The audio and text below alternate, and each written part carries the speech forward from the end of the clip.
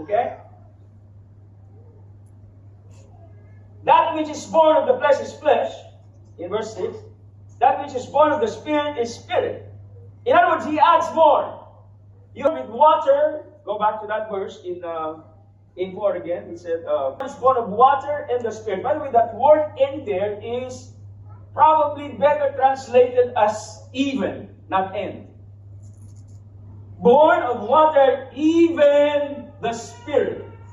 Because water is one of the metaphors used by Scripture to describe the Holy Spirit. Remember in Genesis 1, God creates out of void. The earth was formless and void. Tohu vabohu in the original language. Empty and void. And the Spirit of God hovered physically over the face of the water. It's kind of like a chicken, a hen hovering over her chicks. Not from afar, but from a very, very close distance. Very, very close. So this water, I believe, is really talking about the Holy Spirit. I'll explain that to you as we move forward.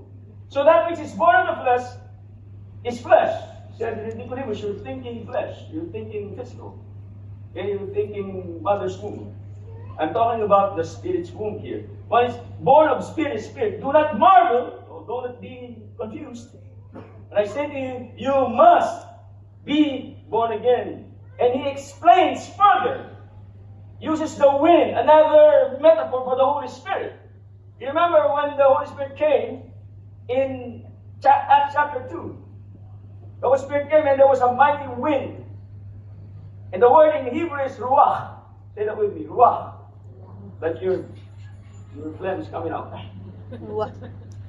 That's breath or wind. You can't tell, you hear the sound, but you can't tell where it comes from and where it goes. So he's using illustrations now. So everyone who is born of the Spirit. So Jesus explains what being born again means. It's being born by the Spirit. One, okay? Do you think our brother Nate understood it already? No, he was confounded. And here's what he said. How can these things be? Maybe he was scratching his head with his two hands now. And Jesus supplied verses 13, 14, and 15.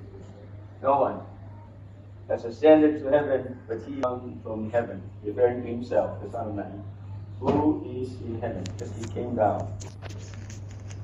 So being born again is by the Spirit. Ano hinahanap din nyo? The Son coming down to you. But you going there above him coming down.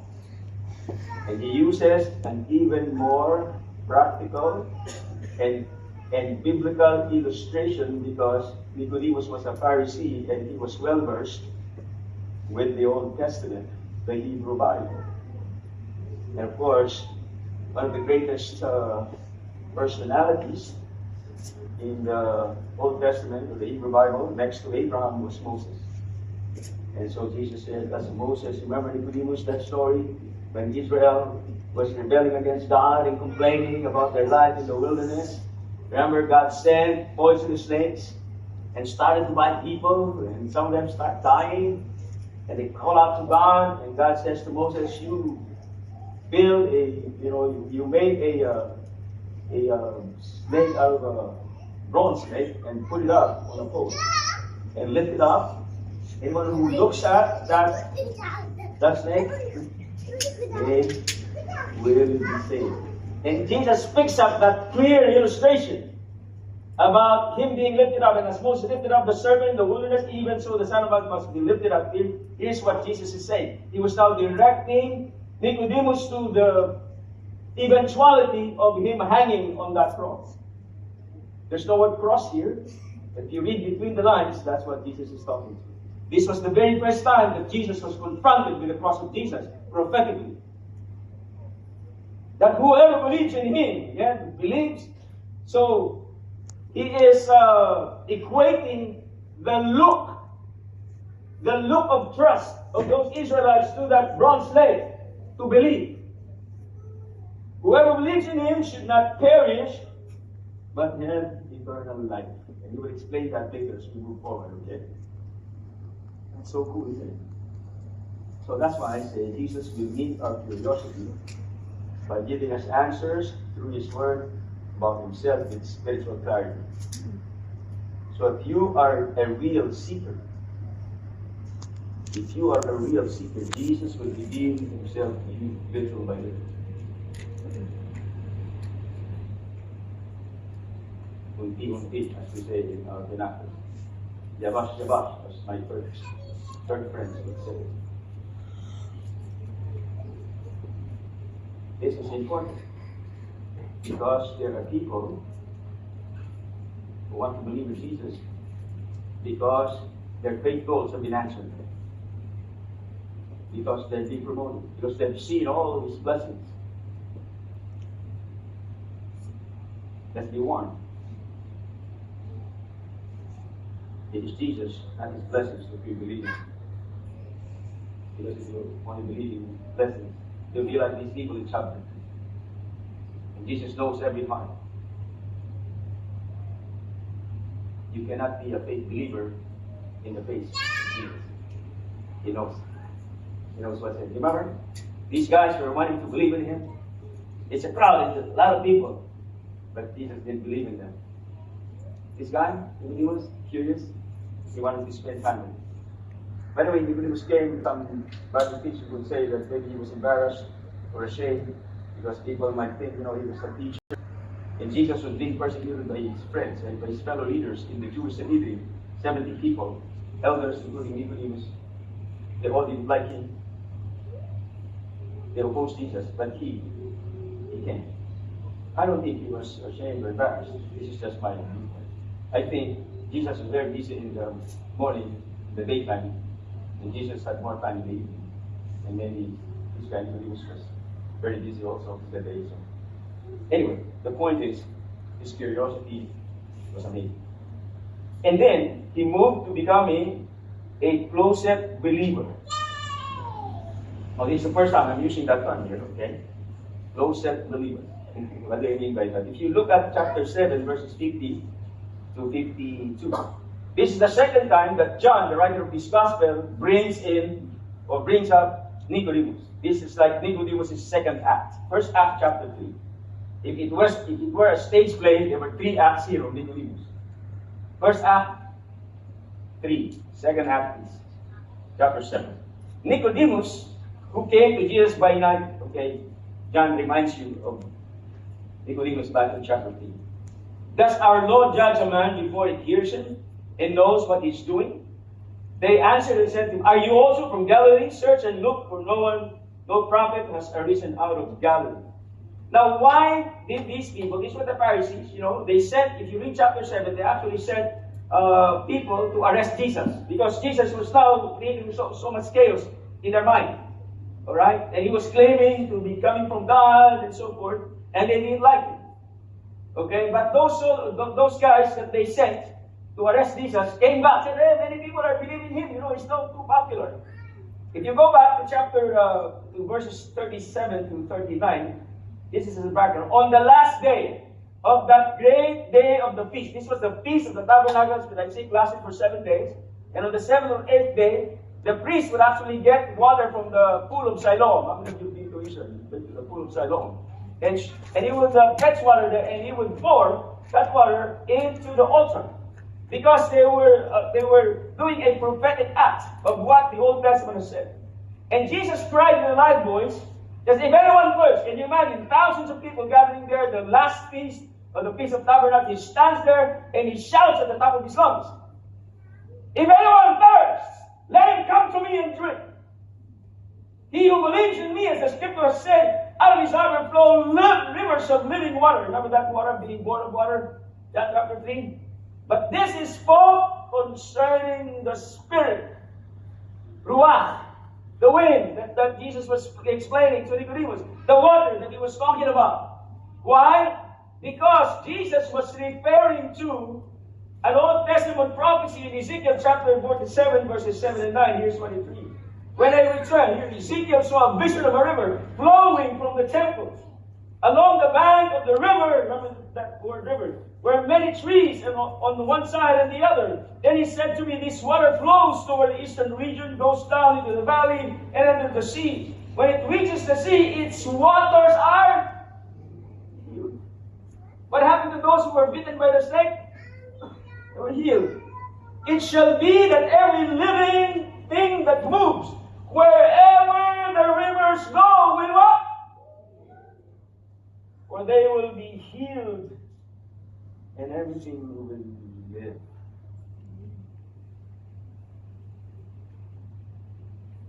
Jesus was talking about the Holy Spirit.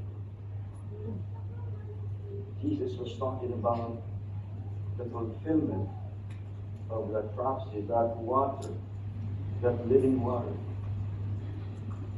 In the Old King James it says, he who believes in me, out of his belly, out of his innermost being shall flow rivers of living water. Again, the metaphor for the Holy Spirit. Yeah. When the Holy Spirit did come in Acts 2, came like a wind, rushing wind. And when Jesus was baptized, the Holy Spirit sat down on Jesus. There was water. Jesus was being baptized, and the Holy Spirit was there. Being born again is being born by the Holy Spirit.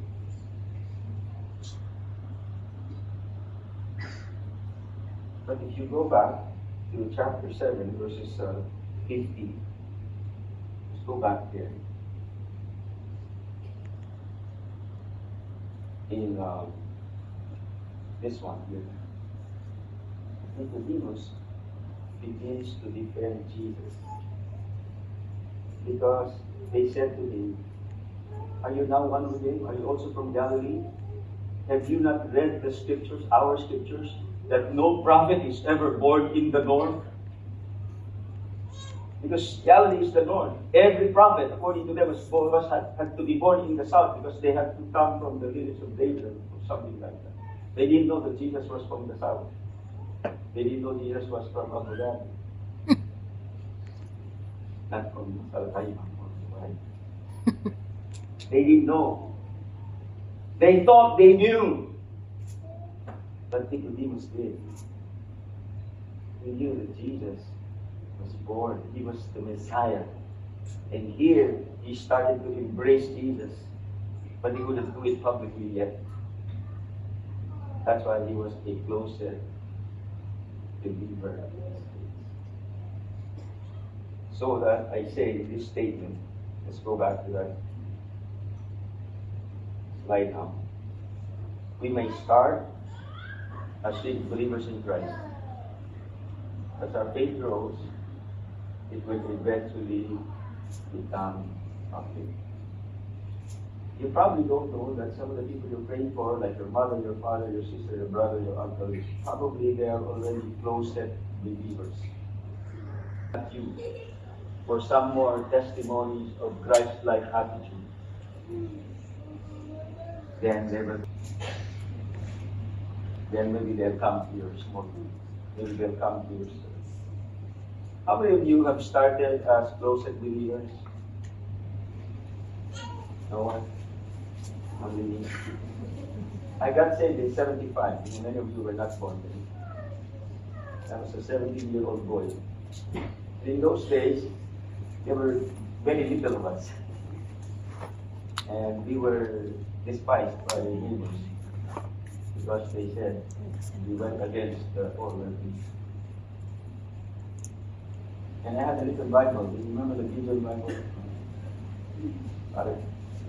Blue one, it said New Testament and Psalms and Proverbs with the pocket. Because you wanted to read your Bible, but you didn't want to proclaim you now will become born again. Because all the people around you will laugh at you. I'm born again. What's going on with you? I remember a friend of mine in his family, somewhere in the Visayas, they got born again, the whole family. Of course, the whole neighborhood were another faith, and they were throwing stones at their house because they thought these guys are evil. You understand? That's why you have to be a close believer at some point. That was what Brother Nick was. But then he moved forward. Again, be encouraged. And some of your people, some of your boss, some of your friends in your work, maybe they're closest believers, they're looking at you, watching you. Be careful. Okay? Well, be careful in the sense you have to be aware that maybe there are closest believers around you who will only step out in public when they see you are true and not fake follower of Christ. Okay? Is that encouraging to you? Yeah. Number 3, my final point. Brother Nick became a committed follower. Now, that's not what it says in the text, right? That's my own way of saying it, and I can prove it to you. Verse 38 of chapter 19. It is now the third act. 3, first act, Nicodemus, second act, 7 is the final Nicodemus act. It's interesting that John gives an important part of his gospel to this guy. After this, Joseph of Arimathea, one of Nicodemus's friends in the 70 ruling elder of the Jews back then, 2 of them became followers of Jesus. And they came and took the body of Jesus. When he came, and Nicodemus, Brother Nick, was with Brother Joe.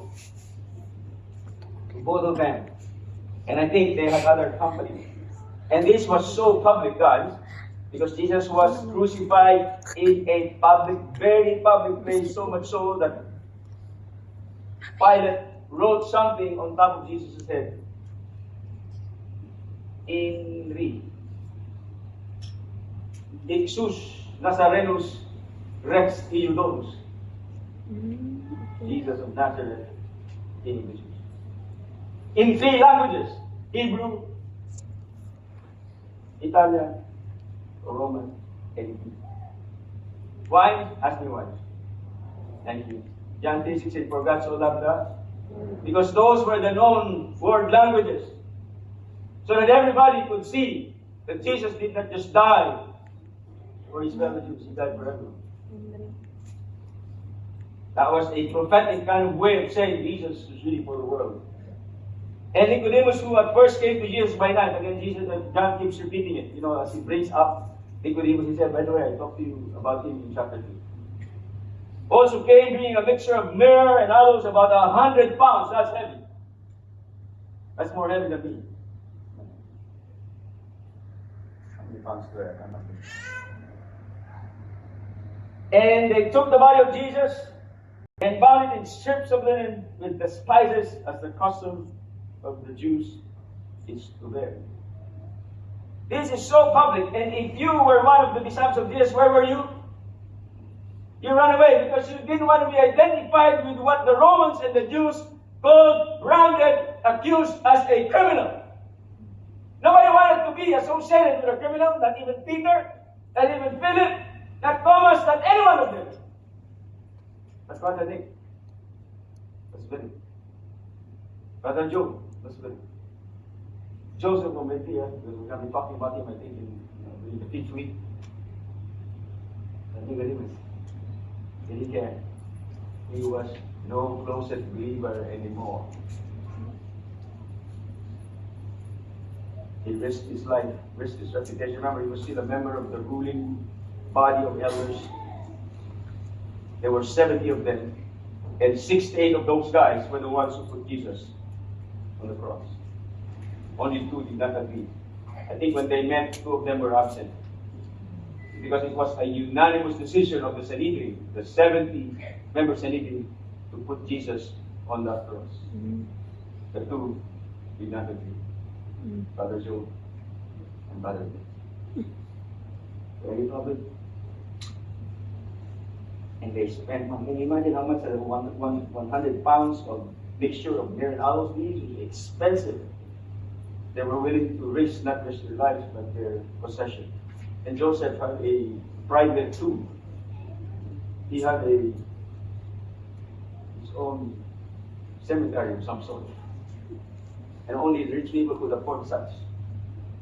So the very first 2 believers of Jesus here, aside from his disciples, were quite well off. And I think in chapter 12, when Jesus said these words, perhaps Brother Nick was there too. Because here's what he said. And if I am lifted up, remember that phrase, lifted up? Chapter 3. As Moses lifted up that servant, remember? So the Son of Man will be lifted up. And Jesus repeats that phrase here. He will draw all peoples to myself. And John interprets that very clearly now. In chapter 3, there's no interpretation from John. Chapter 7, still nothing. Chapter 19 now, chapter 12, in chapter 7 there was none. Chapter 12, God says this, he said, signifying by what death he would die. So I think when, okay, this is just my guess, right? And I think when Jesus said this, perhaps, okay, Nicodemus was there. And he again was reminded of that phrase, lifted up. And so when the time came for Jesus' body to be brought down, he and his friend Joseph went public. They went public. Like many of us have. The public with their faith. We want everybody to know with the powers of Christ. We're not ashamed. In the words of Paul, I am not ashamed of the gospel of Christ.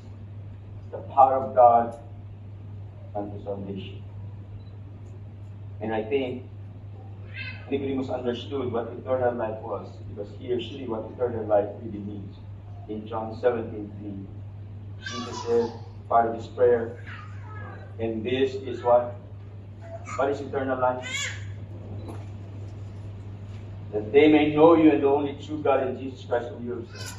For us, eternal life, when we share the message or the gospel with someone, we say, you receive Christ, you go to heaven. Well, that's true. But that's not what it means. Because heaven has come down.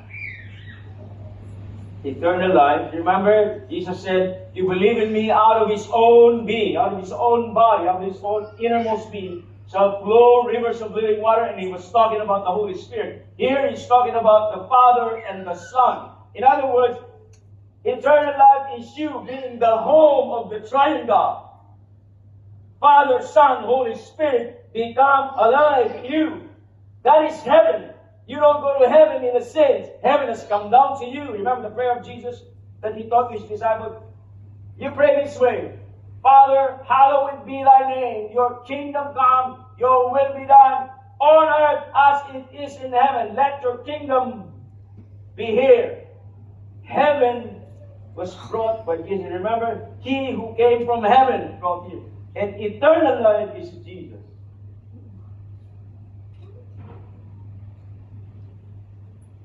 That's important to understand. To be born again is to be born from above. Good. Born of God, John 1:13, born of the Spirit. And that's why in John 1:12 and 13, the very first time that the word born is mentioned by John in his book, it's not in 3, it's in 1. But as many as received him, talking about Jesus, to them he gave the right to what? Become children of God. This is the equivalent of eternal life, to become a child of God. It's not about where you're going. It's about what happens to you. You understand? Our understanding of eternal life, we're going to go there. Some know it has come down to you. It has happened to you. You become a child of God, of this eternal God, to those who believe in him. And again, it says, to those who were what? Born. See that word? Born. Not of blood, nor the will of the flesh, nor the will of man, but of, where's God? Heaven has come down. When you're born again, you don't go to heaven now to be somebody.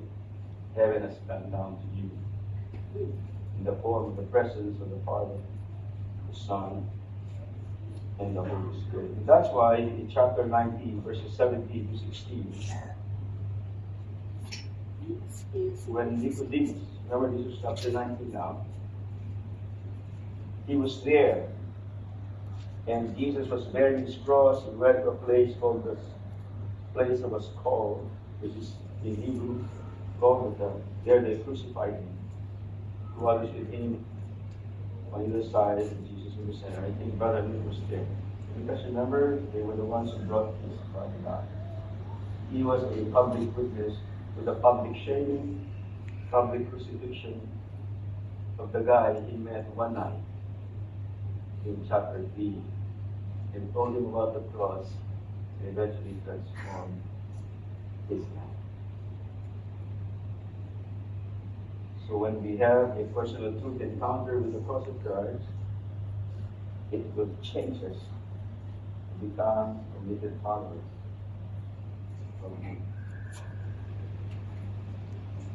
There is a personal encounter of the cross and Nick. And 1, 2, 3 encounters. And believe He was transformed from a curious seeker to a closet believer to a committed follower. And if he were to become a member of Evolution Abu Dhabi, he would then be an amazing leader and multiplier. He'll follow our discipleship journey from seeker to multiplier. Because Nicodemus understood finally what Jesus meant in chapter 3, verses 14 to 18. As Moses lifted up the serpent in the wilderness, even so the Son of Man must be lifted up, that whoever believes in Him should not perish, but have eternal life. What does it mean to perish? Even if you're the wealthiest, the most good-looking, you have everything, if you don't have Jesus, who is eternal life, your life is perishing. You understand? Your life is perishing, even if you are happily married, you own a house, you own 3 cars, you've traveled around the world, but you don't have the eternal life in the person of Jesus in you. You are perishing. But if you have eternal life, even if you only have a few dirhams, few thousand dirham salary, there's happiness, there's joy, because heaven has come down to you. And so I conclude with these words of the Apostle Paul, as I call the music team to come up here. The more popular scriptures, and I wish I could end with John, but I want to end with Corinthians, because this is so apropos. This is so appropriate. Therefore, if anyone who's in Christ, therefore, if heaven has come down to you, remember Jesus is the one who came down from heaven. Being born again is like that. Born from above, born of God, born of the Spirit. What happens? The old bitter person is gone. The old gossip is gone.